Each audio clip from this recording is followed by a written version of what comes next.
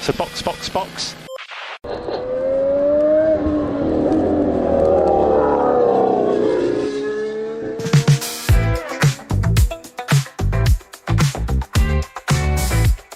Olá, sejam muito bem-vindos a mais um episódio do Box Box Box. Eu sou Aninha Ramos e estou aqui com Denis Augusto. Já começou caótico, começou errado, vai ter que refazer e assim nós vamos. E Felipe Junqueira. Muito satisfeito com a forma que a temporada nova começou. Espetáculo. Como vocês podem ver, a temporada de 2025 começou. E foi com chuva, rodada e McLaren dominante. Vamos logo pra pauta que tem coisa pra cacete pra gente falar.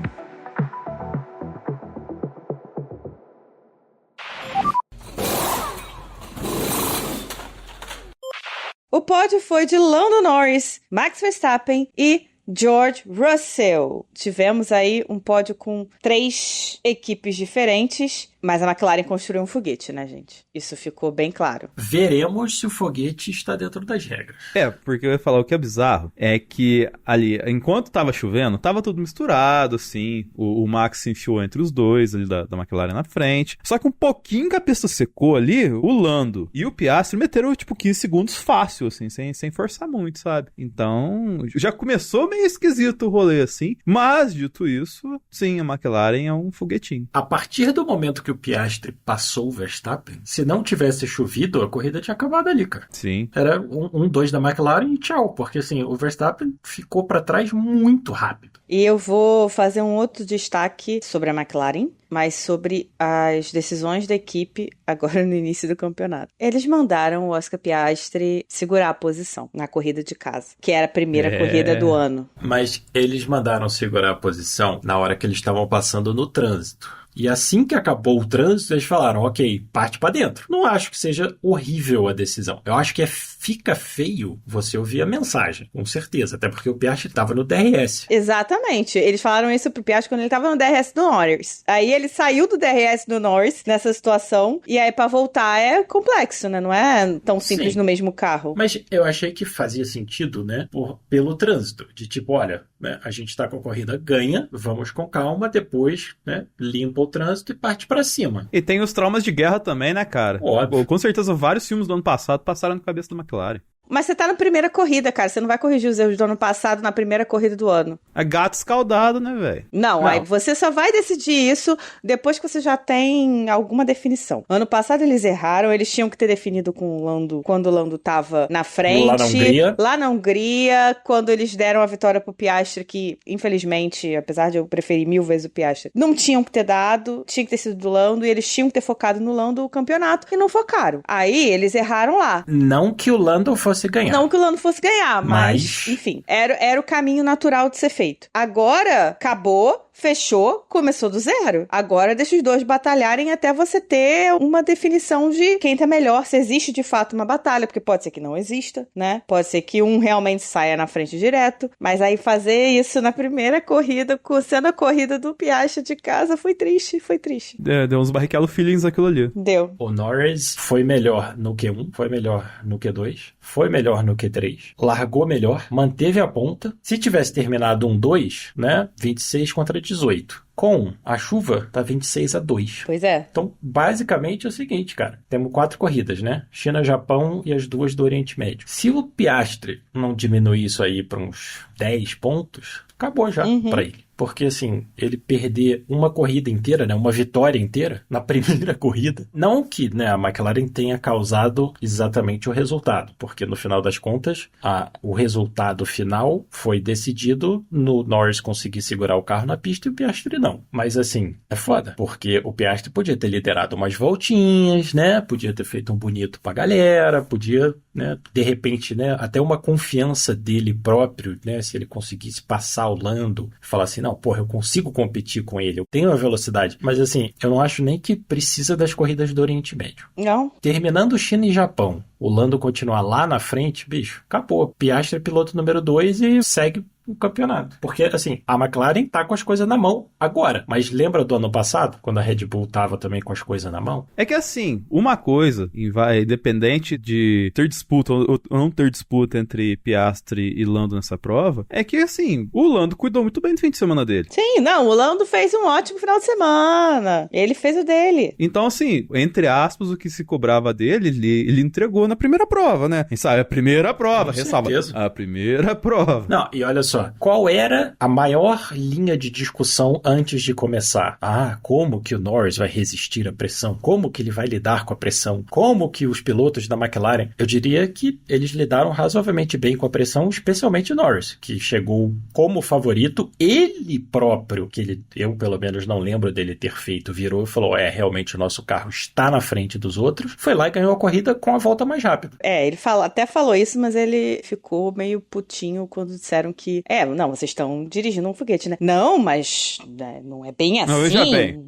Mas veja bem. Sim, aí é normal. Não, mas veja bem. Normal, todo mundo, não, porque na mas verdade... veja bem, a gente está um pouquinho na frente dos outros, vocês têm que falar de como eu e o Oscar dirigimos bem, que não sei o que lá. Ele não tá errado de que eles dirigiram bem. Eles dirigiram muito bem, é claro. Principalmente ele, né? Até porque o Piastri rodou. Ele não tá errado. Só que quando os próprios jornalistas destacam que o carro é bom, eles não estão tirando do piloto. Eles estão elogiando a equipe, porque afinal de contas, é um esporte que tem essa particularidade de que a gente tem campeonatos de pilotos e campeonatos de construtores. A gente tem, de fato, equipes que trabalham para construir carros que são diferentes e os engenheiros e mecânicos estão ganhando, de fato, né? São equipes que estão ganhando, porque eles estão construindo algo deles. Você tem, sim, as especificações para você seguir na construção, mas a construção é sua. E a Fórmula 1 é um esporte de equipe, cara. Sim. Não tem como você dizer diferente. É um esporte de equipe. Isso é uma coisa que eu sempre critiquei na Red Bull. Não no Verstappen, que o Verstappen sempre foi muito honesto nisso de, tipo, falar, não, a gente tem um carro ótimo. Mas mais no Horner, assim. O Verstappen tem o problema inverso, né? Pra maioria das pessoas. Ele é honesto demais. Ele é honesto demais. Mas o Horner, ele que sempre fez esse joguinho de, não, porque não é bem assim, nosso carro, não sei o que lá. E sempre foi uma coisa que me irritou. No Toto também. Sempre foi uma coisa que me irritou. Gente, vocês têm o melhor carro. Não é se vangloriar, mas é falar, nossa, fizemos sim um bom trabalho, parabéns pra minha equipe. Porque você tem uma equipe gigantesca atrás de você trabalhando pra fazer esse carro, entendeu? O Toto Wolff até fazia, né? Quando a Mercedes estava ganhando, ele até fazia. Mas ele em nenhum momento falava isso que você tá falando. De tipo, realmente a gente tem o melhor carro e é isso aí. Uhum. Parabéns pro pessoal de Brackley e vocês que não sabem fazer um carro tão bem, que vão pra puta que pariu. Ele até elogiava a equipe, ele sempre fez isso. Mas nenhum chefe de equipe admite que o carro deles é muito melhor que o dos outros. Ficar brincando de underdog é um negócio que me irrita um pouquinho. Sim. Sabe? Não, o Toto falando isso com o Hamilton ganhando 4, 5 campeonatos, é tipo, meu irmão, fala sério. Chegaram todos os campeonatos de 2014 até 2020, tu quer me falar que o carro de vocês não tá tão bom? Porra! Mas vamos ver o que acontece com a McLaren, porque a FIA adiantou a checagem da flexibilidade das asas que seria feita a partir de Barcelona, agora para a China. Algo me diz que, como o Felipe vem reiterando aqui nas nossas conversas em off, alguém reclamou e reclamou muito. 2, ficou muito óbvio na Austrália que alguém fez algo que não deveria ter feito. Quem? Eu vou supor McLaren, porém, posso estar completamente errada. Pode ser outra equipe, mas a gente não vai saber. Talvez a gente saiba se alguma equipe tiver uma queda mais brusca, assim. Eu acho que não deve ser uma equipe. A McLaren é a mais óbvia. A asa da McLaren, quando filma o carro da McLaren na reta de trás, cara, dá pra ver que a asa, o flap do DRS tem um buraco e dá pra ver ela mexendo. Eu lembro que a da Mercedes tinha isso nos testes também, viu? Eu acho que não é só a McLaren, não. É esse ponto que eu ia ressaltar, porque se tem uma coisa que o Drive to Survive mostra pra gente, é que a Fórmula 1 tem umas câmeras que a gente nunca vai ver na transmissão, multiviewer, nem nada. E aí teve um episódio, eles mostraram o Piastri naquela retona de Spa. E, cara, a asa traseira dele parecia um papel, assim... porque abria e fechava um tanto de vezes naquela pressão ali, saca? Então, tipo, é coisa que a gente não vê porque talvez não interesse, né, na edição, na transmissão, assim, ou também porque talvez, acho que tá muito esquisito, eu vou deixar quieto, né? Eu acho que essas câmeras de checagem não são transmitidas, né? Eles pegam depois o que a câmera gravou e olham, mas independente. Se você olhar quando tá na câmera do nariz, a Red Bull, a Mercedes e a Ferrari, a dianteira deles mexe muito, cara. Que sempre aconteceu, a gente sempre soube e ok. A diferença agora é que é a traseira. E a traseira faz muita diferença, até só você ver o DRS, né? Foi a Haas, não foi, que perdeu um resultado por causa do DRS que estava 0,0 sei lá quanto maior no ano passado? Porque faz diferença. E assim, a asa da McLaren mexe, cara. Você vê, assim, você pega o carro que tá, por exemplo, Verstappen atrás do Norris, na reta lá da Austrália, né? Na hora que entra na reta, aí você fica olhando. Na hora que ele freia, a asa, tipo, ela entra no lugar, que é fantástico. A engenharia, parabéns pra eles, mas é contra a regra.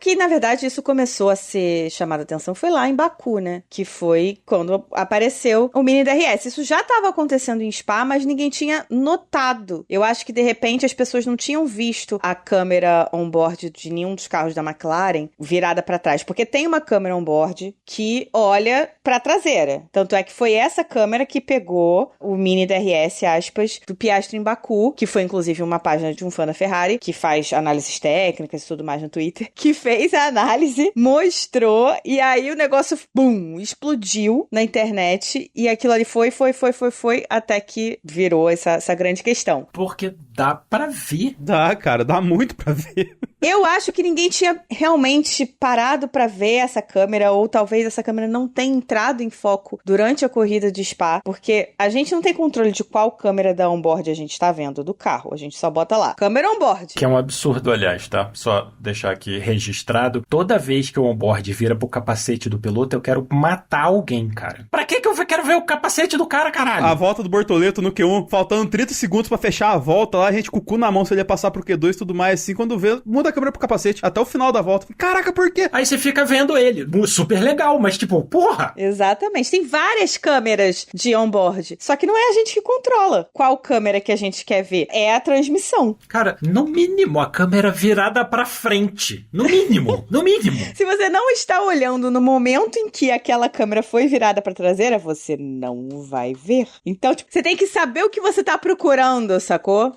Ela virada pra traseira num momento de aceleração ou frenagem forte. Né? Por exemplo, em Spa, por exemplo, seria no final da Camel, na hora que ele freia, que você vê, igual com a asa dianteira, você vê a asa traseira subindo para entrar no lugar. Aí você fala, mas assim, se você simplesmente mostra né, o Norris sendo perseguido pelo Verstappen no miolo, não vai fazer diferença nenhuma, porque justamente é a hora de não ter esse efeito, né, que você precisa do arrasto mecânico para gerar a downforce. Cara, não é de hoje que eu critico as imagens de transmissão de Fórmula 1, e essa câmera, ela tem um propósito muito legal e que ela não é utilizada para esse propósito. Eu lembro quando ela surgiu, e ela nem ficava frontal porque não tinha o Halo, mas ela ficava em perspectiva, porque ela surgiu na época do Massa. Lembra que o Massa ganhava direto aqui no Brasil? E aí, tipo, pegava, tipo, ele terminou a volta, aí cortava pra câmera dele, assim, e pegava ele dentro do cockpit em perspectiva, assim, aí pegava ele, terminando de conduzir ali ele tinha acabado a volta, pegava o fundo, assim, e assim, tinha um momento certo pra entrar a câmera, saca?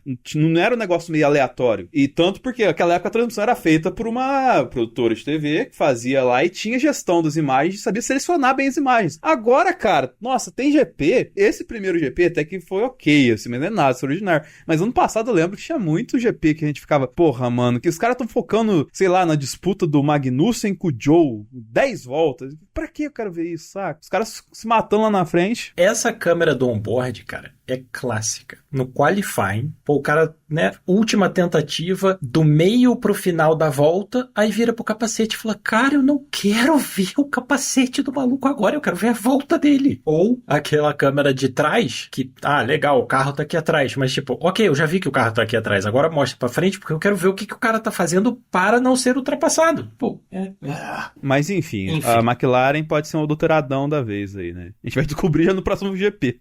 E talvez nem no próximo. próximo, talvez só no seguinte. O próximo vai ser o de medição. Exatamente. Eu acho que a gente vai descobrir entre a China e o Japão. Óbvio que vão ter 1 milhão de rumores no Instagram e afins, né? Todo mundo vai falar 1000 coisas. Mas eu acho que se for acontecer alguma coisa, né, imediatamente, vai ser entre China e Japão. E talvez nem isso, porque talvez eles ainda falem, não, pera, pra facilitar Veja aqui, bem, pra não fuder tanto assim com as equipes, a gente vai deixar, sei lá, mudar só quando chegar lá na Europa, porque, né? Não, com certeza vai rolar um. Na verdade, a gente precisa ter certeza do que está acontecendo, a gente precisa, né, ver certinho aí, bababá, e óbvio, politicagem. A famosa diletiva Não, da só. FIA olha só, McLaren, veja bem, né? Pra daqui a 5 corridas. Exato.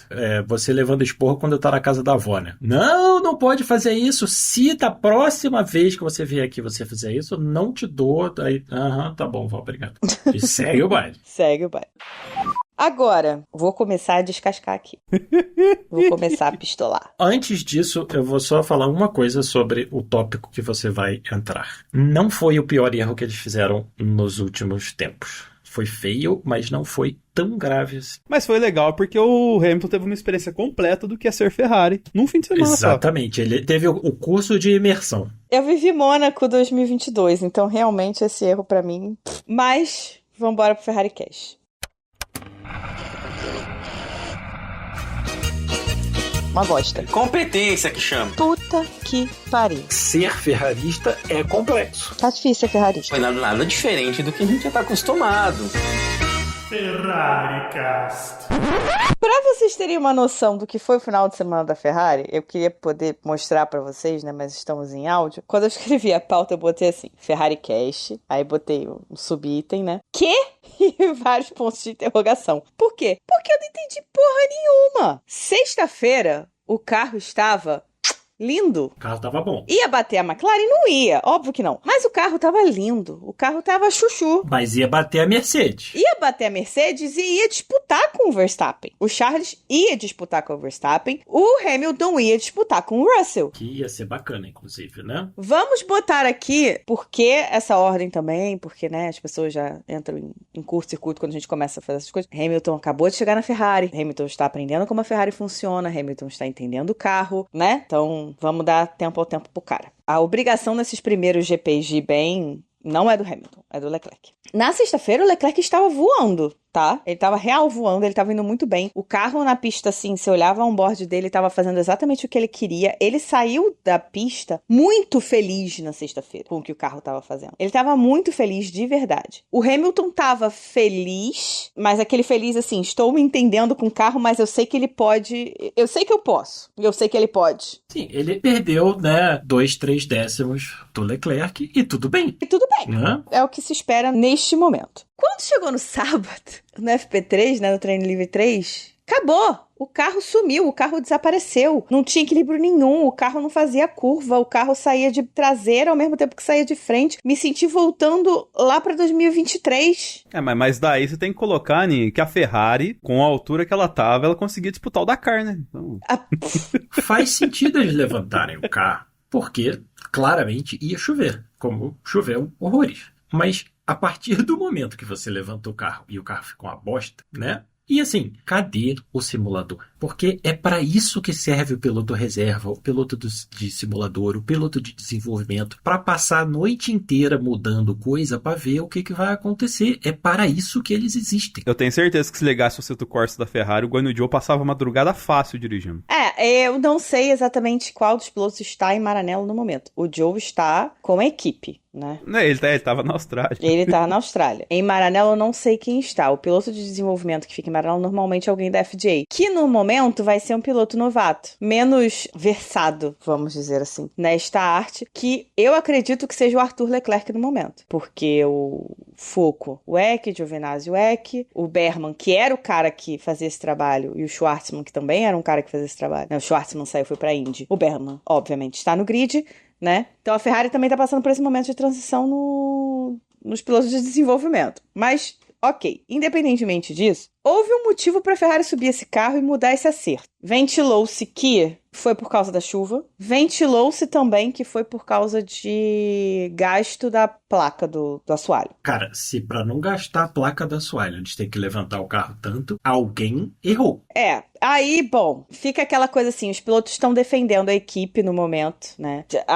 O que se fala é aquilo, rumores, coisas que são faladas que ninguém sabe ao certo, tá? Que tinha 2 opções de setup e no final das contas escolheram essa, que era a mais extrema, que era de chuva extrema, ou a mais extrema, acho que era a mais alta, enfim. Que era chuva extrema, que era o que estava previsto. Do tempo dizia no sábado, né? Não vamos esquecer. E aí, bom, quando fez isso pra classificação, ficou pra corrida, né? Paciência. Só que o carro ficou muito ruim. O carro ficou realmente muito ruim. Mas assim, chegou na corrida, tava ali, ok, segurando as pontas, o Leclerc segurando as pontas ali com o Russell, não estava chegando no Russell. Lembrando que para chegar no Russell ele teve que ultrapassar o Albon e o Tsunoda, que ele fez muito bem, imediatamente foi perfeito, mas eles estavam os dois atrás do Albon e do Tsunoda. Exatamente. E aí, bom, quando botou o pneu slick, porra, pior ainda, porque aí mesmo é que o carro, né, não estava feito para isso, né? Qual foi a questão da chuva? Aí que é a foda. Porque claramente a Ferrari sabia o nível de chuva que vinha. Isso foi informado no rádio pros pilotos. Quer dizer, pros pilotos eu não sei porque eu não ouvi o rádio do Hamilton, eu tava ouvindo do Leclerc só. Eu assisti com o Hamilton e o Bortoleto. E enquanto o Bortoleto discutia com o engenheiro dele se tinha ou não problema no carro, o Hamilton foi avisado. Foi avisado. Sim, vai ter chuva daqui a sei lá quantos minutos, tudo isso foi dito. Eu assisti com o Leclerc e o Bortoleto também. O Leclerc foi avisado, olha, chuva classe 3, daqui a tanto tempo, vai durar 3 voltas, eu acho, uma coisa assim, 4 voltas. Falou esse tipo de coisa. Que pra mim é inclusive o tipo de comunicação correta. E aí o Leclerc falou claramente, pô, classe 3 é forte, né? Eu acho que ele não quis dizer a gente vai entrar, né? Porque é o tipo de coisa que eles não falam no rádio. Mas eu acho que ele quis deixar ali do tipo, acho que a gente vai ter que entrar pra tocar o pneu, né?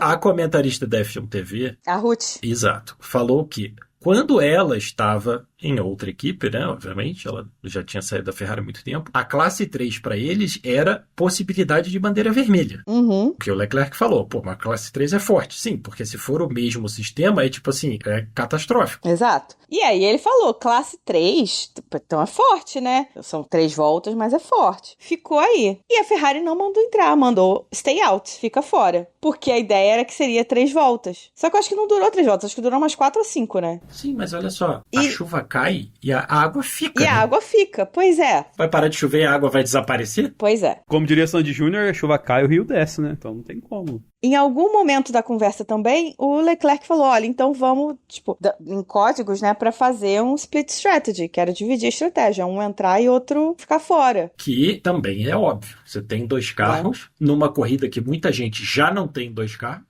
E aí, quando não foi isso, aí eu lembro muito claramente do Leclerc falando assim, cara, então, se o Hamilton vai entrar, se o Lewis vai entrar, então manda ele acelerar, porque eles iam fazer double stack, manda ele acelerar. Só que, né, tudo molhado, aí dava pra sentir a irritação, mas assim, né, entendo o lado do Lewis, entendo o lado do Leclerc, né. A irritação tipo, caramba, vamos, Lewis, bora, abre aí, porque senão ele ia perder muito tempo atrás do Lewis na parada, né. E o Leclerc só estava atrás do Hamilton porque as condições já estavam ruins o suficiente para ele rodar. Exato, ele rodou, perdeu 4, 5 posições. Então, assim, esse era o momento, tá? Os 2 momentos para mim. Número 1, vendo as 2 McLarens se esculhambando lá na curva 13. Ali, quem tá vindo atrás, bicho, entra agora, porque, né, se você confia no seu radar, a chuva tava vindo para cima da pista. Uhum. A chuva chegou na pista. Os 2 melhores carros rodaram porque obviamente eles não estavam esperando, mas, né, porque tava molhado. Cara, quem tava vindo atrás, e muita gente fez, era óbvio. Porra, para, vamos botar o Inter. Beleza. Quem continuou,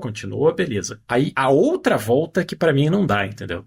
Porque era óbvio que não ia dar pra ficar com o pneu slick, cara. É assim, é um vacilo muito grande. O Max até pensou em ficar, mas ele falou que, tipo, era arriscado, saca? Depois da prova. Como a gente falou mais cedo. Eu entendo a Red Bull virar pro Verstappen e falar assim, dá uma volta aí e vê o que você acha. Eles confiam no piloto, eles sabem o que o piloto vai fazer. Eu entendo a Ferrari deixar o Leclerc e o Hamilton darem mais uma volta. São pilotos experientes. Ok. A segunda volta eu não entendo. Porque o que você espera que vai acontecer? Porque a água, nestas 2 voltas, já está na pista. O Hamilton, quando ele está vindo para terminar essa primeira volta, né? Depois ele até liderou uma volta da corrida, ele fala, cara, o setor 3 está muito molhado. O resto tá tranquilo e tal, mas o setor 3 está muito molhado. Bicho, para o carro, cara. No final das contas, a batida que deu o safety car, né, acabou dando uma salvada para eles fazerem ponto, porque se eles param no ritmo normal de corrida, eles saíam dos pontos. Sim, como aconteceu com o Tsunoda, que tava na frente do Gasly, atrás do Hamilton. O Hamilton passou eles, né, finalmente. Eu não sei, eu não fui ver a transmissão do onboard do Gasly para confirmar, mas o Gasly entrou, terminou marcando pontos, o Tsunoda deu mais uma volta e terminou em 12º. A diferença é só essa. Perdeu menos com o safety car do Durham e do Bortoleto? Com certeza, perderam menos. Mas perderam. A Williams marcou 12 pontos, mano. A Aston Martin marcou ponto. A própria Sauber. Sim, a Sauber marcou 6, a Williams marcou 12, o Stroll, sei lá como, chegou em 6º. Quer dizer, sei lá como, eu até sei, mas... né? O carro não tinha ritmo pra isso, mas o que eles fizeram? Vai ficar tranquilo que é só essa corrida do Stroll, não vai ter mais não. Não, mas na hora eles tiveram a reação certa. Sim. Põe o intermediário. A verdade é, eles não inventaram. A Ferrari arriscou, só que arriscou no momento que não tinha que ter arriscado. E a Aston Martin, não podemos esquecer, que mandou o Stroll com pneu azul pro grid. E aí a batida do Hadjar salvou eles porque eles botaram o verde. Porque eles já iam fazer uma estratégia dividida ali da saída e o Stroll ia dançar nessa. Aí depois eles não arriscaram, fizeram o conservador, que é põe um intermediário e a gente vê o que acontece. Até porque, com a quantidade de piloto de pneu slick numa pista molhada, qual você acha que era a chance de uma pessoa bater e vir um safety car? Se não tivesse molhado o suficiente, né, 2, 3 voltas depois do safety car, e põe o slick. Beleza, mas você não perde. O Tsunoda e o Gasly é um clássico. O Antonelli, mesma coisa, cara. O Antonelli passou a corrida inteira brigando com as Sauber, cara. Na frente do Bortoleto, entre o Bortoleto e o Hulk, aí ultrapassava o Hülkenberg, aí o Hülkenberg passava ele. Só que o que aconteceu? Na hora que aconteceu a rodada da McLaren, eles viraram, estavam lá atrás, falaram, entra e para. Ué. Fizeram o básico. Porque, assim, ele não tinha por que ter grandes riscos ali. A Ferrari não podia ter arriscado com os dois. Essa era a questão. Exato. Eu entendo eles arriscarem. Eu não entendo eles arriscarem com os 2 pilotos. A segunda volta não faz sentido. A primeira, nenhum problema. Eu acho que a partir do momento que o Leclerc rodou, já era pra ele ter entrado. Exato. Na hora que o Leclerc rodou, falou assim, cara, acabou. Põe ele no intermediário, porque ele já perdeu as posições. Exato. Ele já tá fora da posição. Mete o intermediário e vê o que acontece. E deixa o Hamilton ver. Mas assim, a segunda volta não fazia sentido para nenhum dos dois, cara. Tanto que a Red Bull, no começo da volta, né, o Verstappen falou, olha, a gente precisa tomar a decisão agora. E antes da volta terminar, eles falaram, vamos parar. Por quê? Porque eles olharam, era só olhar, bicho. O Norris botou o intermediário e, basicamente, ultrapassou um carro de Fórmula 4, que era o Hamilton. Ele chegou e passou, tipo, tchau, hein? Falando de ultrapassagem, a senhora ultrapassa, o passadão, né, que o Piastri dá no Hamilton no final da prova também, né? Cara, eu fiquei até meio triste, vou te falar. Porque eu achei que o Hamilton ali tava assim, cara, quer saber? Que se foda também. Não vou. Requinte de crueldade. Sim, porque assim, ali, na verdade, ele tava disputando um ponto com o Piastri, né? Ou marca 2 ou marca 1. Ele deve ter pensado, pra que eu vou arriscar alguma coisa, marca um pontinho aqui e obrigado. Deixa esse maluco, que tem um carro melhor, né? Não vamos esquecer. O carro do Piastri é muito melhor. Cara, vem, passa, ganha aí o seu ponto extra. É isso aí, bicho. Na próxima corrida a gente vê o que acontece. Pois é. Foi bonito, hein? Foi. Não, e a ultrapassagem do Leclerc e do Hamilton? A ultrapassagem do Leclerc no Hamilton, eu vi na onboard. Eu vi pelo outro lado. Cara, o Leclerc falou assim, quer saber? Foda-se, meu irmão, eu só vou. Fico com saudade desse Leclerc do Velho Testamento, entendeu? Eu gosto quando ele aparece. Se não fosse do companheiro de equipe dele, seria melhor ainda. No companheiro de equipe dele rola aquele tipo... ok.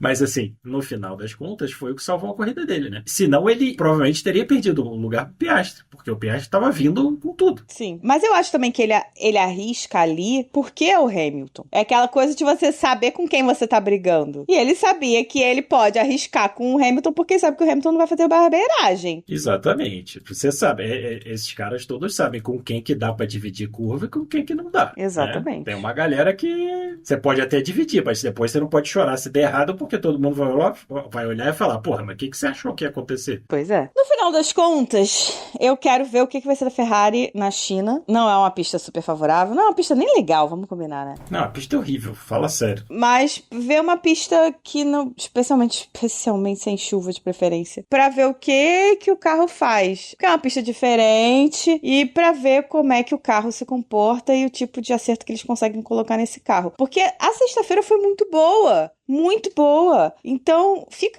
sabe, uma sensação de tipo, cara, dá pra fazer alguma coisa. O que foi que vocês fizeram aí, sabe? Exatamente o que você falou. Vai ganhar da McLaren? Não, provavelmente não. Mas não vai disputar com o Tsunoda, entendeu? Uhum. O Hamilton, eu acho assim, a principal questão pra mim, fora essa parte da estratégia que ficou da Ferrari, é o seguinte: a Williams é muito boa de velocidade de reta, blá, blá, blá, blá, blá, blá, blá, mas o Hamilton não estava conseguindo chegar perto o suficiente do álbum para ultrapassar sem comprometer completamente o desempenho do carro. É uma questão. Inclusive, acho que nesse momento até os memórias de guerra no Hamilton. Ele deve ter pensado, porra, esse é o cara que eu nunca deixei chegar ao pódio, posso dar um totó nele, porra. Então...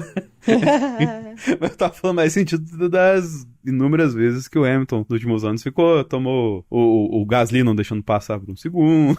Esse tipo de coisa. Mas eu acho também que tem uma questão com o Hamilton, que também é a falta de conhecimento que vai melhorar do carro. Por quê? Não, total.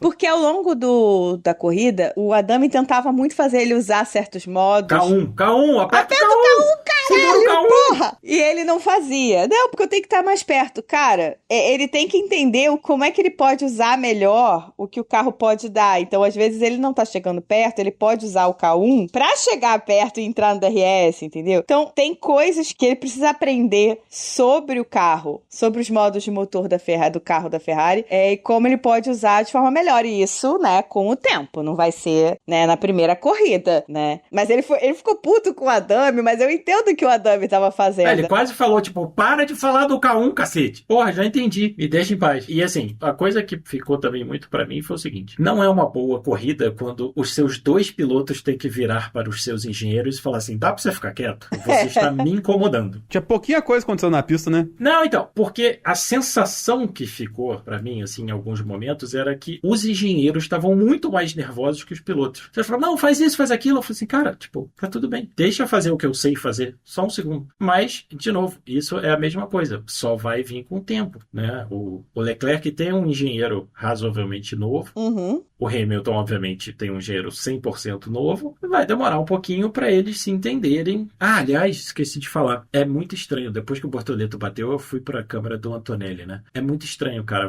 ouvir o Bono falando com outra pessoa. Muito esquisito. Aí teve uma hora que ele falou assim, falou uma coisa do Lewis. Eu falei assim, mas espera aí, você tá falando com o Lewis. Foi curioso. Uma experiência diferente. Mas, cara, vai demorar um pouquinho pro Hamilton entender como funciona o motor da Ferrari, né? Os modos, as respostas, isso é natural. E vai demorar um pouquinho para todo mundo se entender a ponto de, né, não ter esse tipo de questão. Isso é inescapável. E pro Lawson se entender, vai demorar quanto tempo? Cara, eu gosto do Lawson. Eu acompanhei a carreira dele desde a Fórmula 3, depois ele foi pra DTM, eu assisti a DTM no ano que ele e o Albon estavam lá. Eu não sei, cara, ele ano passado foi bem. Eu não sei o que aconteceu, cara. Ele passou a corrida quase toda brigando com a Haas, cara. Ele passou um tempão entre os dois carros da Haas, cara. O que é mais curioso é que, assim, ele é neozelandês. Eu ia falar o contrário, né? Ele fala que ele é australiano e tá correndo na Nova Zelândia. ele é neozelandês. Teria que tá correndo atrás do Frodo lá no Nova Zelândia. O que não é uma má ideia. Melhor que a FIA não ouça isso. Mas, enfim, ele é neozelandês, né? Não ter contato com a pista da Austrália, né? Que é a pista mais próxima do lugar dele. Cara, mas sabe que é super comum com esses pilotos de lá que vão, né, para a Europa, porque Albert Park, obviamente, né, não é um circuito permanente. Então, eles não têm oportunidade, quando eles são molequinhos, de correr lá. E aí o cara vai para a Europa, as categorias de base usualmente não iam para a Austrália porque custa muito dinheiro, então o cara acaba que nunca corre na pista mais famosa do país dele. É curioso isso, mas é bem comum com esse pessoal, né, lá da Oceania que vai para a Europa cedo, de não ter nenhuma experiência nas pistas deles. Dito isso, eu acho que a pista da Austrália não era tão complexa assim para esse desempenho dele. Assim. Não. É uma pista que é difícil em alguns pontos, com certeza, mas assim, para ter desempenho desempenho igual ao do Pérez, não é tão difícil assim. A pista não é tão difícil que precisa disso. O Lawson tá sofrendo o que todos os rookies que foram pra Red Bull sofreram, que é o complexo de tenho que dirigir o carro do Verstappen. Com o agravante, né? Que ele foi direto pra Red Bull. Basicamente direto pra Red Bull. E com mais um agravante, que é um carro do Verstappen baseado no carro anterior, que não tava um carro bom. Que era um carro que, Exatamente. inclusive, o Verstappen reclamava. Um carro feito pro Verstappen que nem o Verstappen gosta muito. Exato. Não, mas eles não ganharam o Construtores, ué. Só lembrar Eles dessa não ganharam parte. construtores. Grande parte é por causa do Pérez. Mas no ano anterior, o Verstappen ganhou o campeonato de construtores sozinho. O Verstappen penou algumas corridas com esse carro. É claro, era muito melhor, muito mais rápido do que 90% dos outros carros do grid. Ok. Mas não era um carro simples e o Verstappen dá o jeito dele, porque o Verstappen é desses que dá o jeito dele, ponto, né? Agora, se botar um rookie num carro muito difícil de pilotar, por mais que o carro seja rápido, se o carro é muito complexo, para um rookie é difícil. É difícil. E é absolutamente natural, né? E é por isso que a gente fala que a Red Bull é um moedor de carne, porque colocar piloto novato no carro da Red Bull é pra destruir o cara, entendeu? Fez isso com o Gasly, fez isso com o Albon e, honestamente, tem grandes chances de fazer isso com o Lawson. O Helmut Marko já tá falando besteira já falou besteira do Radiar, né? Não, ele fala até besteira do Bortoleto, deixa quieto. Mas já tá rolando os memezinhos do Lawson como o vilão do Scooby-Doo, né? Com o que é Pérez. o Marco chegando como Fred, né? Aí vai tirar a máscara do vilão do Scooby-Doo. E aí a cabeça do, é a carinha Pérez, do Lawson, mas daí quando puxa, é o Pérez embaixo. Olha, eu acho que esse meme tá errado porque é muito provável que o Marco colocasse a máscara, não que tirasse a máscara. Dito isso, eu quero muito que o Yuki seja o segundo melhor piloto do grupo Red Bull. Que tem grandes chances de ser se eles pararem de, né, estragar as corridas dele, que desde o ano passado ou desde o ano anterior eles fazem isso, né? Pois é. Mas, aqui. A grande questão, né, com a Red Bull é sempre essa pressão que eles não sabem lidar, né? Acho que essa é a grande questão. Não é que, assim, os pilotos que eles levam pra lá não sabem lidar. Eles não sabem lidar. Porque não tem nada de errado de você virar e falar assim, olha só, esse aqui é o nosso segundo piloto. O nosso segundo piloto não vai ganhar do nosso primeiro piloto. Tudo bem. Ele só precisa marcar os pontinhos, fazer o que a gente manda e não destruir o carro muito, ok? Mas essa coisa de falar assim, não, o nosso segundo piloto tem que, né, igualar o Verstappen, mas ele não pode ganhar do Verstappen, nunca vai dar certo. Porque é esquizofrênico. Você querer que o cara iguale o Verstappen sem ganhar do Verstappen, seja um desafio pro Verstappen sem atrapalhar o Verstappen. É tipo, o que você quer desse piloto? Entendeu? É Entre aspas, impossível, você cara. brecar o cara de desafiar o Verstappen, você tem que dar condição dele chegar perto do Verstappen. Não, mas você tem que ter uma missão clara, bicho. Porque assim, Então. o Pérez tinha a missão clara que ele não cumpriu, que era simplesmente não ser uma bosta. O Lawson, qual é a missão dele? É pra ser escudeiro do Verstappen? Então vira pra ele e fala, olha só não faz merda, tá? Só que o que a gente viu com Ricardo, Gasly, Albon, isso, os caras entrando na equipe, sabendo que eles são o segundo piloto, e no momento que eles não igualam o Verstappen, eles são mandados embora. Eu falei, mas então o que você quer? Não dá pro cara cumprir a missão dele se a missão ninguém sabe qual é, ué. O único que sabe a missão ali é o Max, né? É, e assim, a Red Bull, além de tudo, ela já tem a questão de não escutar outros pilotos que não sejam o Max. Então fica mais difícil ainda para um rookie que tá aprendendo como desenvolver um carro, aprendendo como o carro funciona, aprendendo a dar feedback sobre o carro. De que adianta ele aprender todas essas coisas se o que ele fala não vai ser escutado? Eles não vão desenvolver em cima disso. Eles não escutaram o Pérez, entendeu? Vamos lá, é um piloto que nunca bateria o Verstappen, ok, mas é um piloto extremamente experiente, que sabe dar feedback, entendeu? Que sabe dizer o que tá de bom, o que tá de ruim com o carro. E a própria Red Bull deixou claro que não escutou o Pérez ano passado e que o Pérez disse o que estava errado com o carro. Mas olha só, esses pilotos todos, Gasly, Albon, Ricardo, Kvyat, todos são produto da Red Bull, cara. Sim. Se eles chegam na Red Bull e eles não estão preparados para contribuírem para o desenvolvimento da equipe dentro de uma missão estabelecida para eles, de quem é a culpa? Claro que é da própria Red Bull. Pensa quantos pilotos a Red Bull levou para a Fórmula 1 e jogou fora, cara. A Red Bull é o próprio meme da bicicleta, entendeu? Ah, eu não consigo fazer meu segundo piloto funcionar. E aí bota a barra de ferro na roda da bicicleta e cai. E assim, o ponto da Red Bull também, pra colocar nesse rolê do Lawson aí, é que como se não bastasse todas essas questões que você colocaram, o carro que deu problema no fim de semana foi o do Lawson. Ele perdeu praticamente o treino inteiro. Ele teve, acho que um TL2 ali, que ele só deu uma volta e falou, vem pra cá que esse carro tá pegando fogo, bicho. E aí eles tiveram que mexer em tava com problema de refrigeração, né? E aí, tipo, o cara já tava com dificuldade no rolê. Aí você tira um TL inteiro dele, sabe? Nesse ponto, acho que a Red Bull tem noção da cagada que fez, assim. Da situação que aconteceu, sabe? Mas, sim, é mais um reflexo de todo o rolê, né, cara? É impossível você pegar um piloto, meter ele do lado do Verstappen, não dar nenhuma das ferramentas que ele precisaria para não ter, número 1, a confiança dele seriamente abalada, porque é foda também para um piloto você ter acesso a todos os dados, olhar a telemetria do Verstappen e falar, eu não consigo fazer isso. Se eu fizer isso, eu vou bater. Eu não posso frear tão tarde, eu não posso acelerar tão cedo, eu não posso fazer nada disso, que é o que acontece. Então, assim, isso já é uma questão. Aí você aumenta o problema pressionando esse piloto para falar, se vira, você tem que fazer igual. Mas para quê? Eles querem 2 pilotos? Por exemplo, quando era o Pérez. Se o Pérez terminasse todas as sessões de treino 2 décimos do Verstappen, não ia ser bom. Mas é o melhor cenário. O cara tá ali, mas ele não tá ameaçando o seu piloto principal. Mas eles não aceitam isso. Não, porque não sei o que. Cara, decide o que você quer. Você já tem o Verstappen, que era o piloto que vocês queriam desde a época do Vettel. Cara, deixa o segundo piloto marcar 40% dos pontos que o Verstappen marca e vocês ganham o campeonato. Já que estamos falando de rookies, vamos fazer um resumão de como foram os nossos vários rookies da temporada? Usando a definição sentido lato sensu, né? Porque Berman e Lawson de rookie é forte.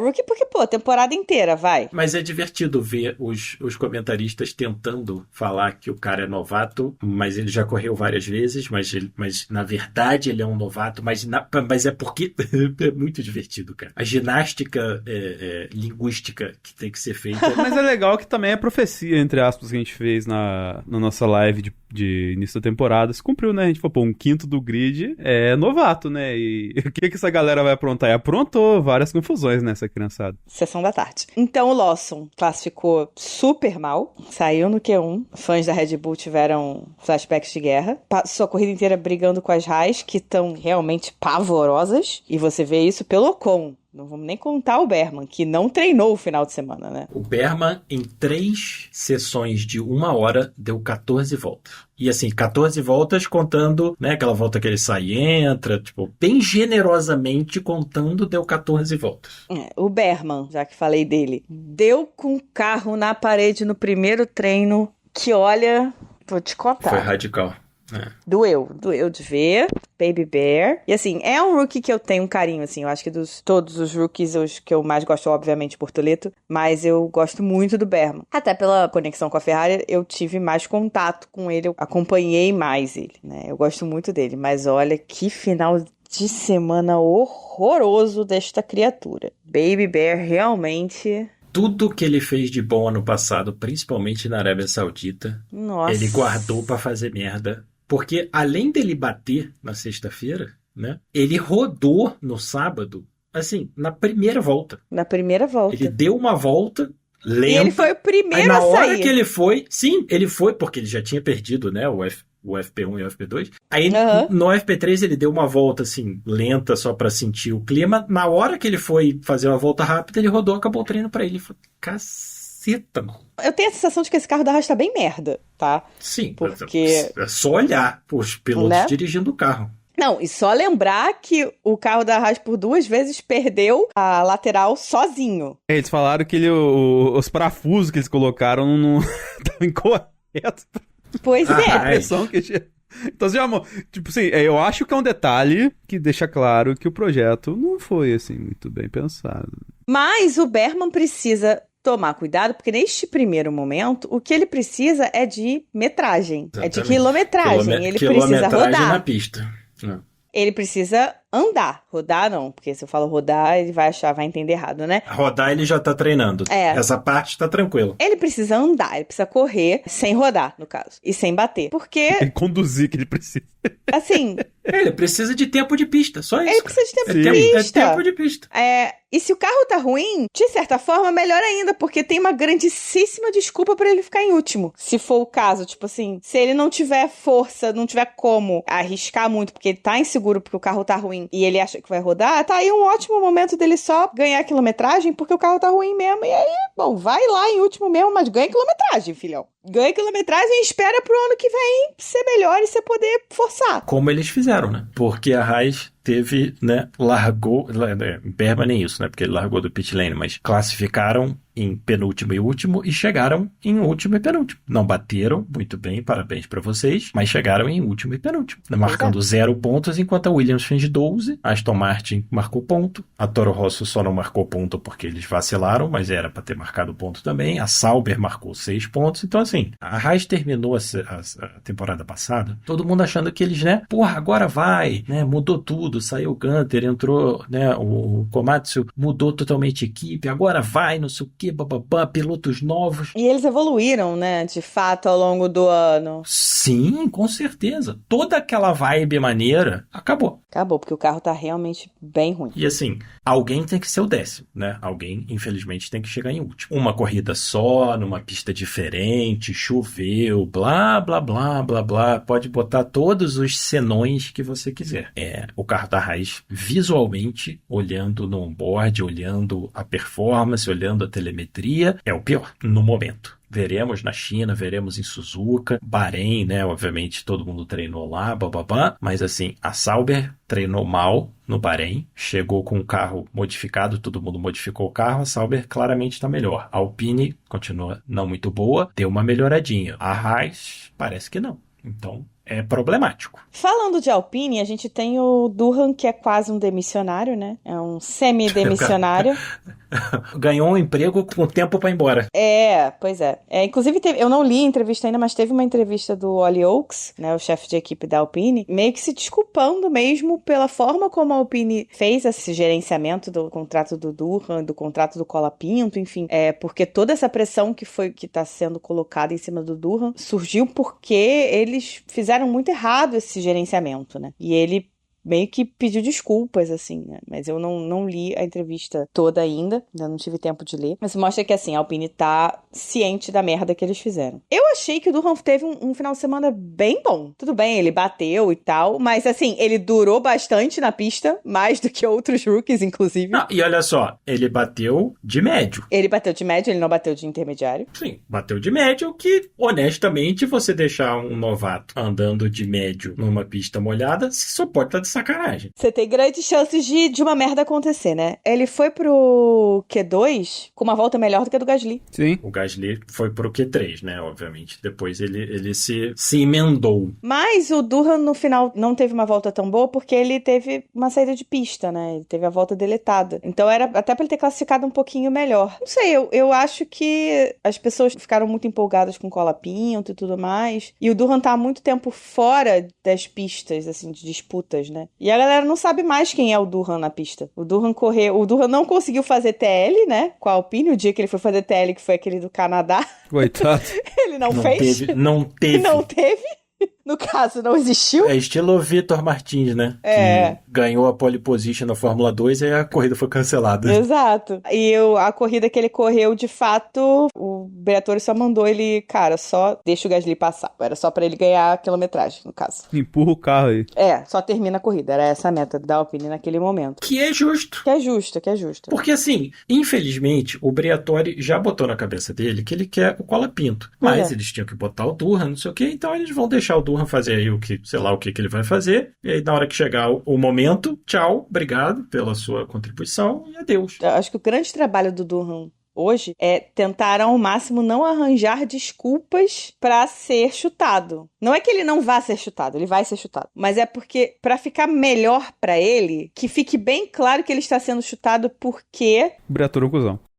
Porque o Briatore é um cuzão e já queria o Colapinto desde sempre. E não porque ele fez uma merda, entendeu? Sim, o Briatore sempre foi um canalha. Os rumores todos são que ele foi contratado para vender a Alpine, que está, obviamente, tentando se livrar da equipe, né? A Renault já se livrou, já passou para a Alpine, e a Alpine agora quer passar para o próximo. E o o cara, o Briatore, quando que ele foi leal a qualquer pessoa? Bicho, ele mandou o Nelsinho Piquet bater de propósito pro Alonso ganhar a corrida, cara.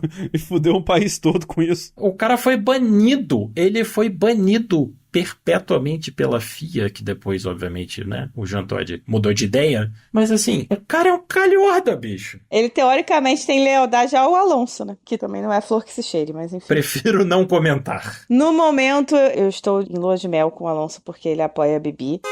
Bibi é piloto do Alonso, né? Gabriel é piloto do Alonso. E Bibi fez uma ótima classificação, ficou na frente do companheiro de equipe, foi pro Q2 na primeira corrida dele na Fórmula 1, que é importantíssimo, principalmente numa equipe como a Sauber, que a gente já tinha visto que não tava com o carro lá grande coisa, não. Cara, mas você vê que a tocada dele é diferente, sabe?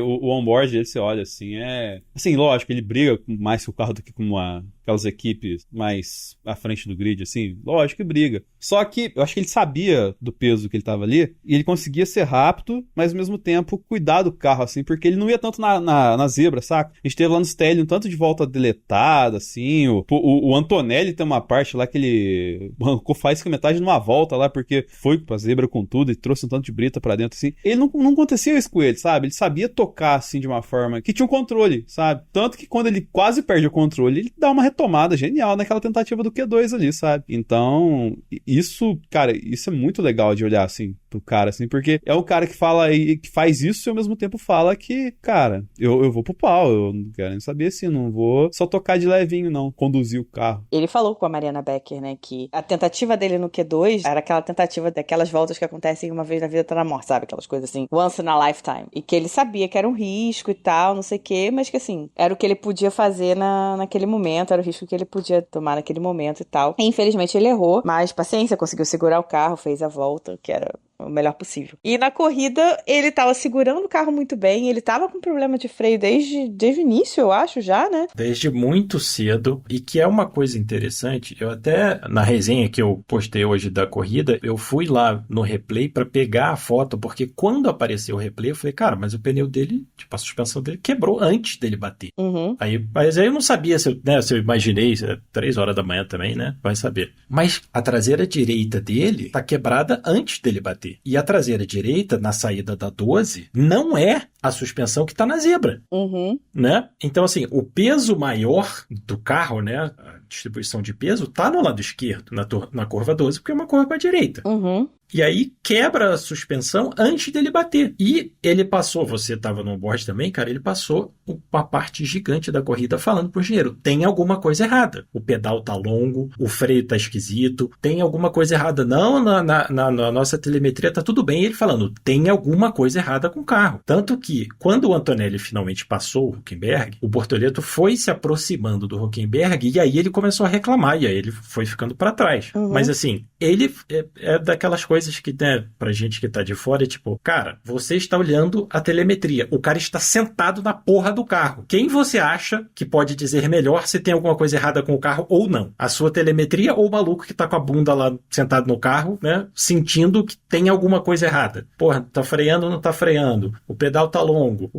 não tá esquentando. Era óbvio que tinha um problema com o carro, mecânico. Eu acho que, número 1, o Bortoleto foi bem, ele já ganhou do Hulk no qualifying, que é sempre bom, mas ele fez uma boa corrida. É óbvio que ninguém podia esperar que ele tivesse um ritmo de corrida igual ao do Hülkenberg, que tem 400 anos de experiência. Ele bateu, claro. Ok, mas, né, o carro bateu, né? Ele não bateu porque ele rodou porque o carro quebrou, né? O carro não quebrou porque ele rodou, ao contrário. E assim, num dia que foi trágico, não só para os novatos, né? Não vamos esquecer que o Sainz bateu antes de completar a primeira volta também, meio que sozinho. Simplesmente rodou e se esborrachou no muro. Então, eu acho que a pista molhada deu uma ajudada, mas assim, é um cara mega experiente, já correu sei lá quantas vezes na Austrália, sabe que aquela curva, a freada da 13 e depois você entrando na 14 é complicado, o carro fica leve, o carro, né, se sair de traseira ali é catástrofe, e bateu sozinho. Então assim, o Hadjar nem largou, porra. Fala sério. O Hadjar não largou, cara. O Durham bateu, Bortoleto bateu. O Antonelli saiu. Não, o Antonelli tem um carro melhor que todos eles. Mas ele foi lá fora. Ele deu uma rodada e voltou. Mas o Antonelli foi eliminado no Q1 com capista seca. Sim, o Antonelli marcou pontos, fez muito bem, tá? Depois do momento do caos, o Antonelli fez uma corrida maravilhosa. Realmente impressionante o que ele fez depois da volta 45. Porque até lá, ele estava fora do ponto e não estava fazendo muita coisa. Brigando com o Hülkenberg ali e tal. Na verdade, o que aconteceu foi que ele fez o certo. A equipe fez a estratégia certa com ele, que foi de entrar e botar o Inter. E aí ele caiu no lugar certo da pista, entendeu? E aí ele tava com pilotos que tinham carros piores do que o dele próximo e ele conseguiu capitalizar. Sim, ele passou o trator em cima de todo mundo ali. Foi muito bonito, igual o Piastri fez depois. Maravilhoso. Mas ele tem um carro melhor, ele é muito mais preparado que todos os outros fora o Lawson. Exato. E a equipe acertou perfeitamente a estratégia com ele. Porque a Mercedes foi absolutamente perfeita na forma que eles lidaram com o Russell e com o Antonelli na hora que o caos baixou. E o resultado merecido da equipe, não tem a menor dúvida, é o resultado que a gente viu. Beleza. Parabéns para eles. Falar o quê? Ficou faltando falar do Hadjar. Eu acho que é importante a gente falar. Ele rodou na volta de apresentação? Não é nem que ele rodou na volta de apresentação, cara. Ele fez uma curva. Ele fez a curva 1, tocou a tinta molhada e bateu na curva 2. Então, assim, ele andou 600 metros. Vou confessar aqui que eu tenho um rancinho do Hadjar. Porque na época lá da Fórmula 2, enfim, que né, tava tendo disputa com o Bortoleto e tal, ele foi chato pra cacete. Ele era muito chato. Ele não é uma figura carismática, né? Vamos ser honestos. E algumas declarações dele de início e tal, não, porque eu quero chegar arrasando, não sei o que lá na Fórmula 1. Eu lembro que eu botei assim, eu dei quote, né, pra comentar em cima, eu botei assim, vai ser o primeiro a bater na parede. Ah, então é sua culpa. Olha só, ele só não foi o primeiro, né? Porque o Berman, a gente teve né? O glorioso Berman fazendo merda já na sexta-feira.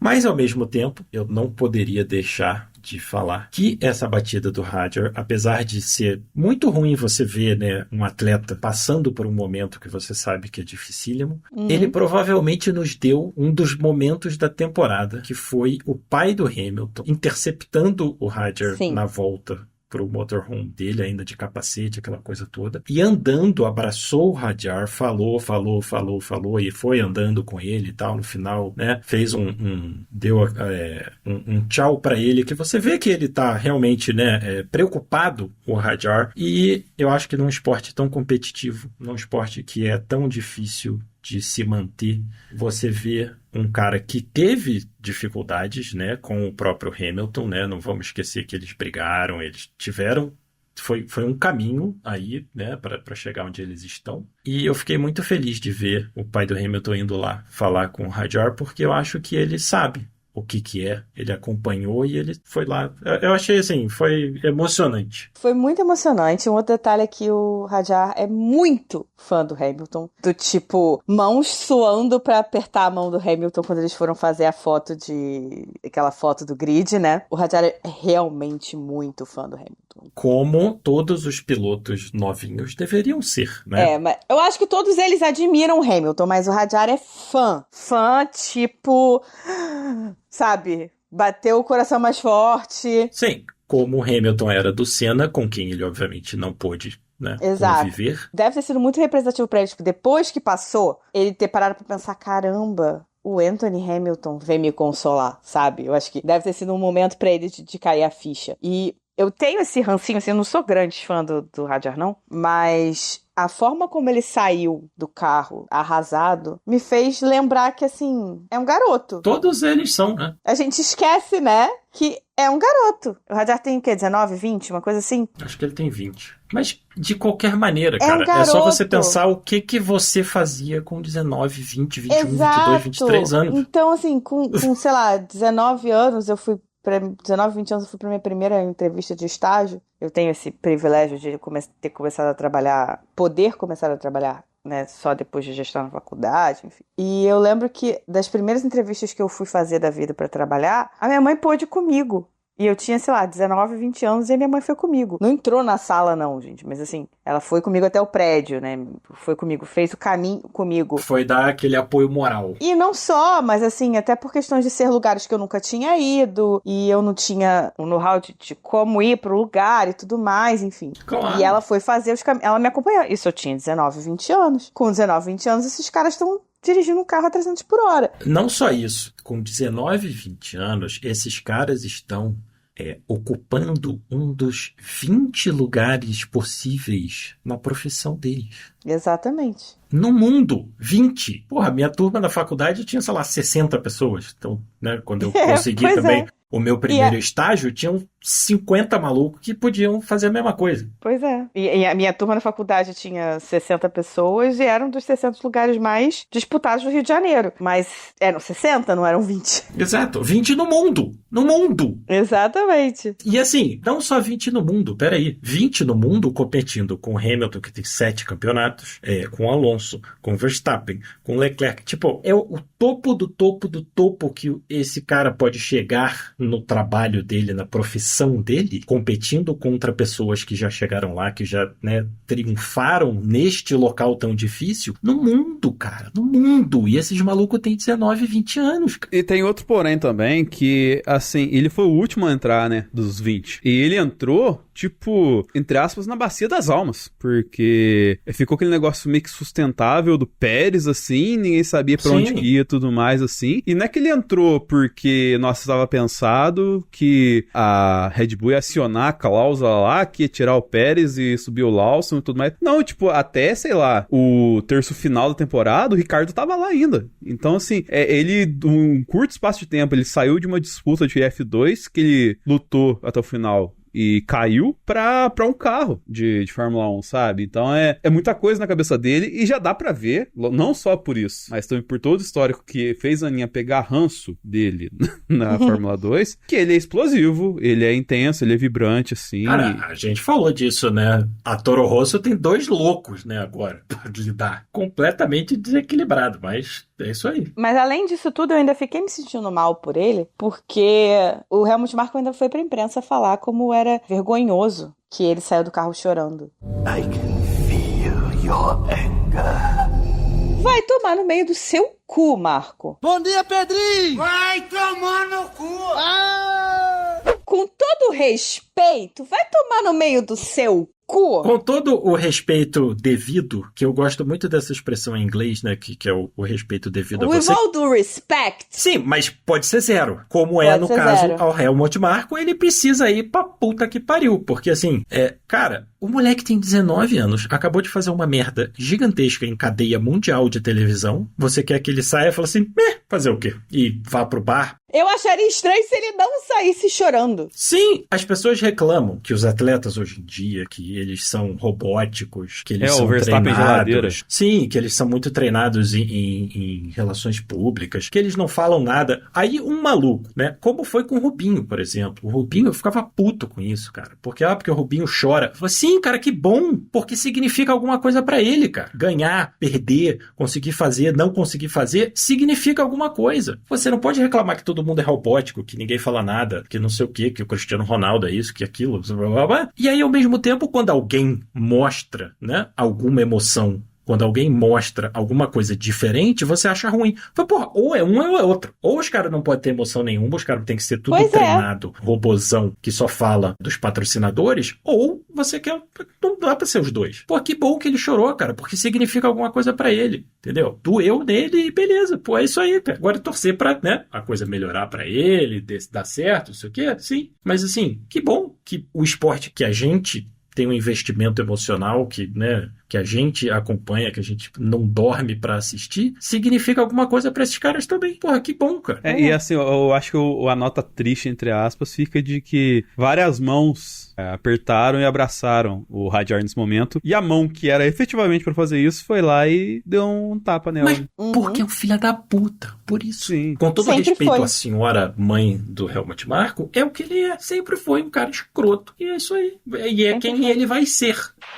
Pra terminar, antes da gente ir pro nosso melhor pior decepção, fazer aqui uma menção honrosa e desonrosa também. Menção honrosa para Williams, porque teve uma boa corrida, o carro mostrou um bom ritmo, o Albon terminou em quarto com uma boa estratégia, que foi ajudada pelo Sainz, que também é uma menção honrosa, o Sainz ter ido pro muro para ajudar a Williams a decidir, né, a estratégia do Albon. Mas a menção desonrosa foi dele ter rodado sozinho, né, como a gente falou. E ido pro muro também. E ter ido pro muro de outra forma, antes da corrida começar, praticamente. A corrida começou, ele pisou numa faixa, parece que tinha uma faixa preta, que eu acho que deve ter sido pintada na pista. São as faixas de trânsito que eles pintam por cima, né? E ele rodou sozinho e foi pro muro. Rookies, eu entendo. Sainz, desculpa, não entendo tanto assim, não. Já eu acho que é uma menção desonrosa o Sainz ter que virar para a equipe de estratégia da Williams e falar o que eles deveriam fazer. Também.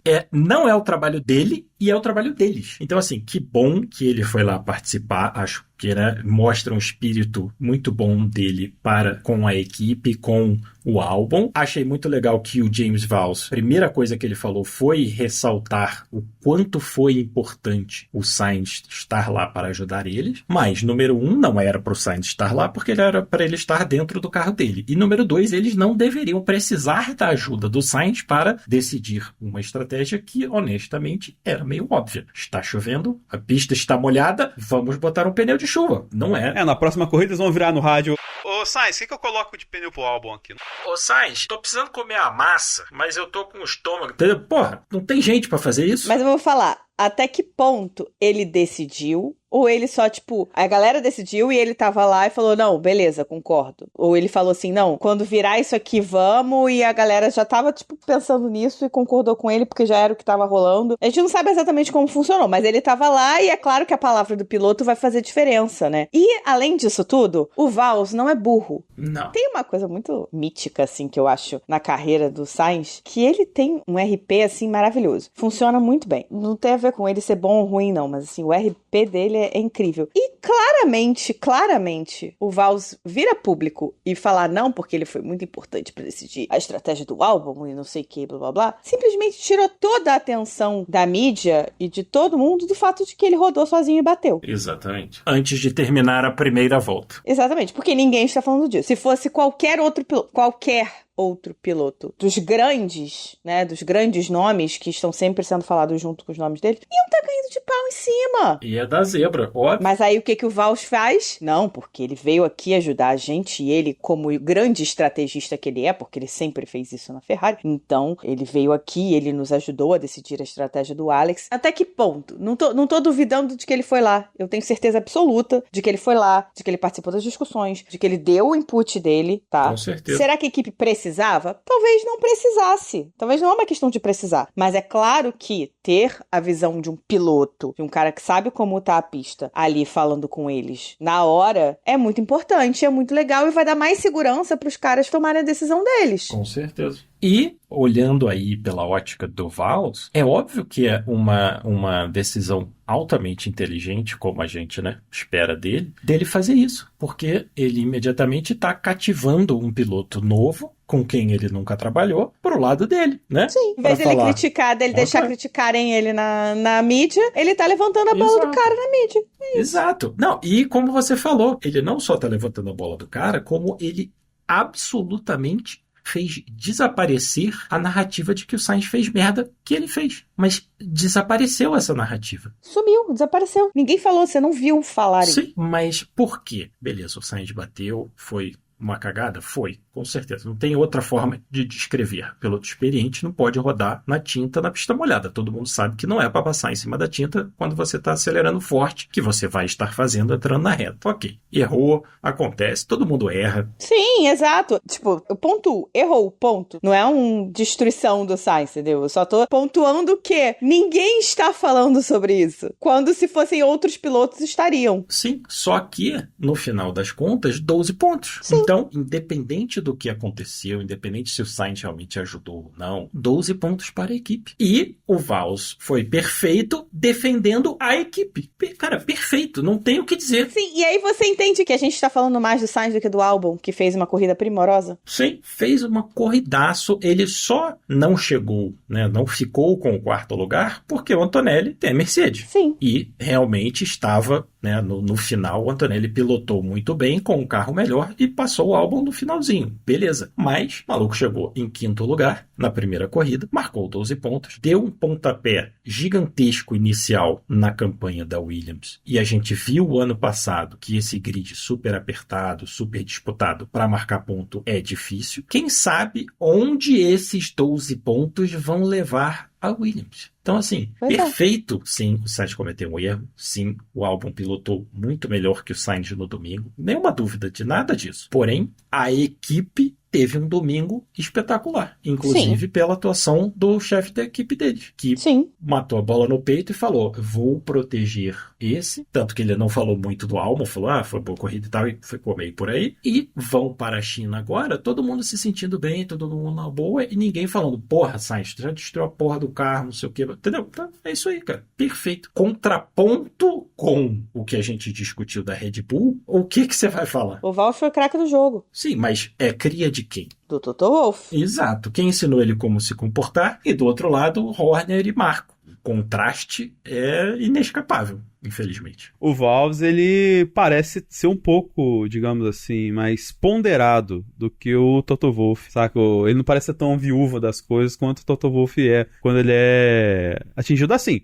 O Wolff não teve ainda, assim, grandes embates na Fórmula 1 e tal, mas enfim. Veremos o dia que a Williams estiver disputando lá na frente como ele vai se comportar. Tem sempre isso. É fácil. Mas até o momento... você ser relax disputando o 6º lugar e é bem mais difícil disputando o campeonato. Isso mas aí. sim, ele desde a época da Mercedes, né? Quando estava explodindo, por exemplo, a questão do Rosberg com o Hamilton, o Toto Wolff, aquela coisa, né?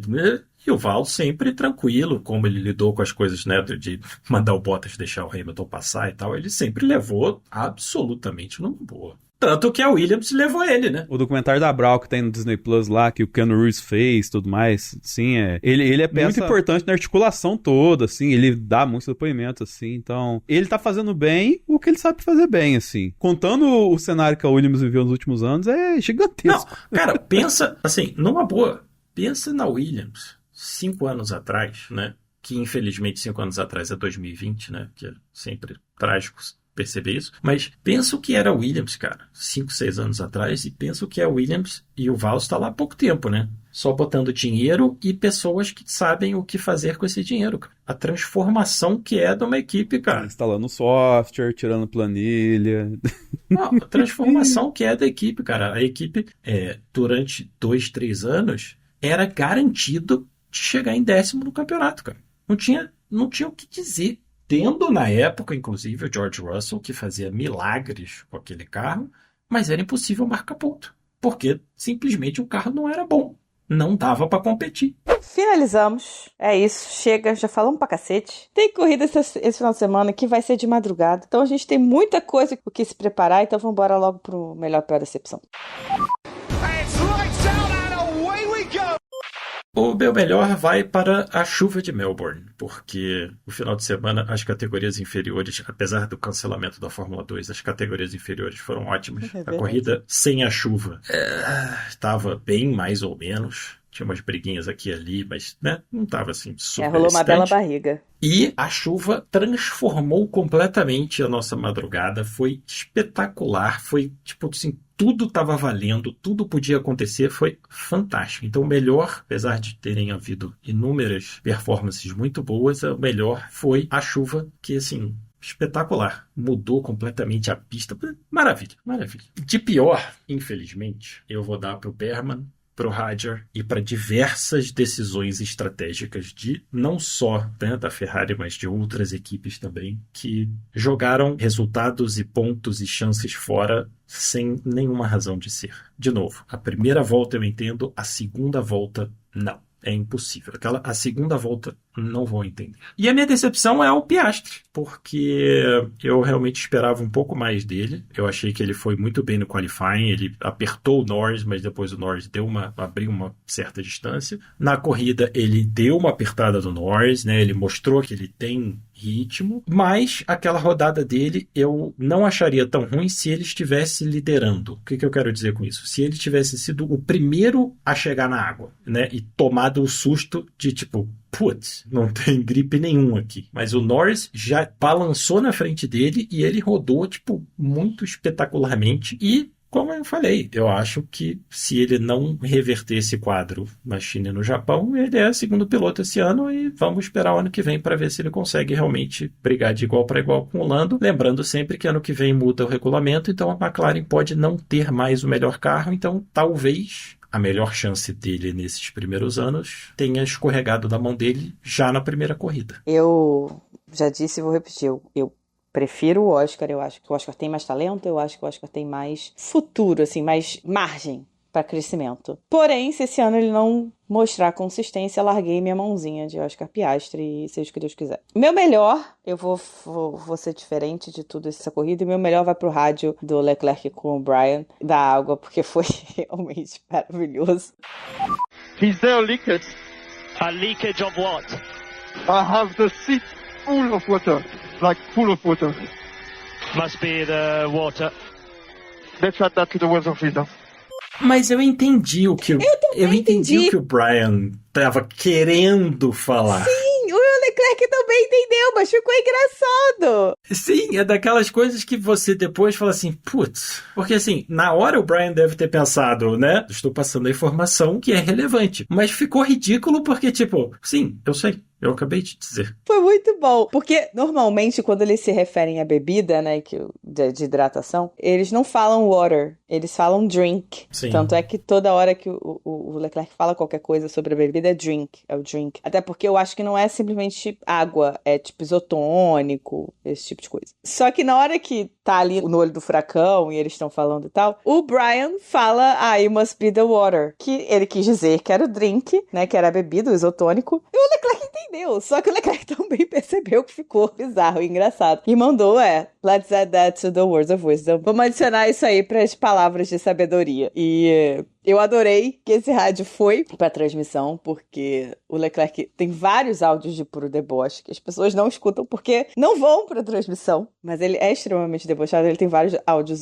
vários rádios ótimos, e eu fiquei muito feliz que esse rádio foi pra transmissão. E eu acho ótimo quando acontecem esses rádiozinhos, assim, em momentos muito críticos. Porque às vezes acontecem uns rádios desses em momentos, tipo, sei lá, o cara tá lá cruising, né? Tá só de boaça, tipo, sei lá, Verstappen lá na frente e o GP manda ele beber água. Tá bom, cara, o cara tá lá na frente fazendo, tipo, chongas, o carro dele tá lá mó de boa. Mas não, ali o Leclerc tava sofrendo com a Ferrari e ele mandou essa, né? Meu pior vai pro Rajah, porque ele não correu. O Berman, apesar de ter batido o final de semana inteiro, ele correu e ele terminou a corrida. Então, ele se recuperou de certa forma. Agora, o Rajah fez o contrário. Ele correu o final de semana todo, mas chegou na corrida em si, antes da corrida, ele bateu. Então, né, meu pior vai pra ele. E minha decepção vai pra Ferrari, porque eu não sei o que foi que eles arranjaram com o acerto do carro. Não vou nem falar exatamente, assim, sim, critico a estratégia foi ruim, concordo com tudo que o Felipe já falou, mas eu acho que o grande, nesse momento aqui, o que a gente tem que olhar e se preocupar é a questão do acerto do carro.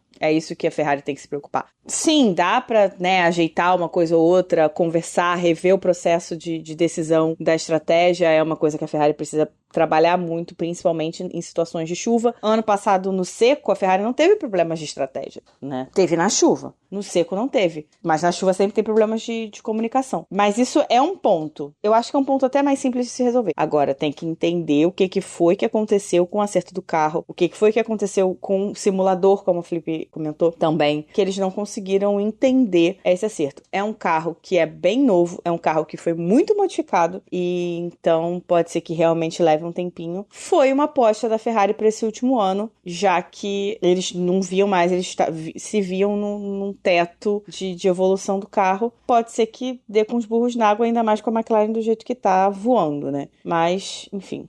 Dennis, seu melhor. Meu melhor vai pro Norris, porque se ele tiver mais 15 fins de semana desse jeito, ele é campeão do mundo. E considerando tudo que a gente falou do Norris ano passado, eu acho que isso é uma evolução. E é importante ele ter essa evolução, não só pra ele, mas pra McLaren também. O pior, eu vou colocar pra Haas, por tudo que a gente já falou aqui, que... Nossa, cara, é que assim, quando a gente fala que o carro andou pra trás, é porque meio que o carro... Não é que ele andou pra trás, ele nunca anda pra trás. Ele vai num grau de evolução porque a cada temporada os carros na Fórmula 1 ficam mais rápidos. Só que parece que de fato o carro da Haas andou pra trás aqui. Parece que não evoluiu, entendeu? Parece que não acompanhou o movimento da galera, assim. E parece que parou no tempo. E isso é muito zoado, porque considerando o desempenho que eles tiveram ano passado, poxa, é uma nerfada gigantesca. Mas eu vou colocar também, como pior, o design do merchan da Louis Vuitton no GP inteiro. Feio de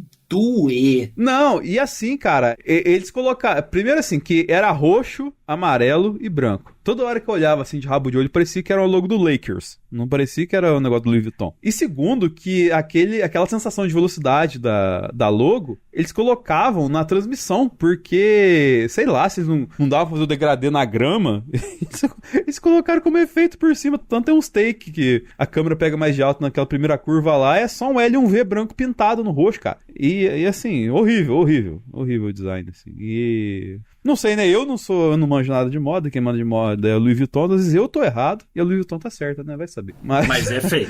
É feio. Mas é feio. Demais. Bagulho é feio. A decepção pra mim, eu corroboro com a Aninha que a Ferrari, tipo...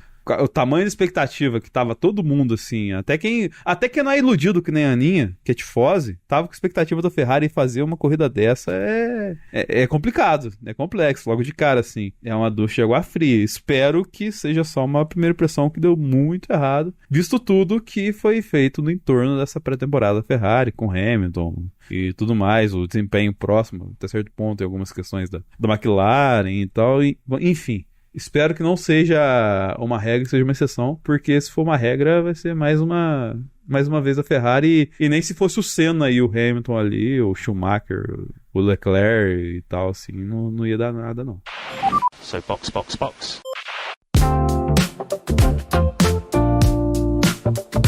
Bom, pra finalizar, vamos sempre agradecer aos nossos queridíssimos e necessários apoiadores, porque sem eles não estaríamos aqui. Então, aos nossos apoiadores Monza, nosso agradecimento de coração. E aos nossos apoiadores Silverstone, Interlagos e Mônaco, nosso agradecimento nominal vai para... Leonardo Fernandes, Bruno Lopes, Hugo Costermani, Jaime de Oliveira, Thaís Costa, Márcio Ferreira, Felipe Sueiro, Leco Ferreira, Fernando Jambeiro, Alex Camargo, Viviane Rocha, Bruna Soares, Carol Polita, Jéssica de Araújo e Eric Andriolo. Muitíssimo obrigado a todos vocês por estarem nos apoiando e por estarem com a gente para mais uma temporada de Fórmula 1. É só a primeira etapa, hein? Tem mais 23 pela frente. Tem mais Pelo 23 com amor de os prints, com tudo. Pra quem quiser falar conosco, estamos em @cashboxboxbox no Twitter, no Blue Sky e no Instagram, @boxboxboxpodcast no YouTube, podcastboxboxbox@gmail.com, que também é a nossa chave do Pix. Então, se você quiser dar um agradinho qualquer, ajudar a nossa caixinha de Natal, tá valendo. Não se esqueçam, por favor, de avaliar com 5 estrelas, thumbs up, 10 pontos, 100 pontos, o que o seu reprodutor de áudio permitir pra melhorar o nosso engajamento. Então é isso, galera. Muito obrigada. Como sempre, tem corrida esse final de semana, tem sprint na China, meu Deus do céu. Corridas 4 horas da manhã. Essa não vai dar pra ver ao vivo, não, mano. 4 horas da manhã é pegado. 4 é cruel, porque aí o sol já tá saindo quando vai... Não, é cruel. 4 é cruel. Mas é isso, estaremos de volta semana que vem. Muito obrigada, galera. Beijos e box. Box.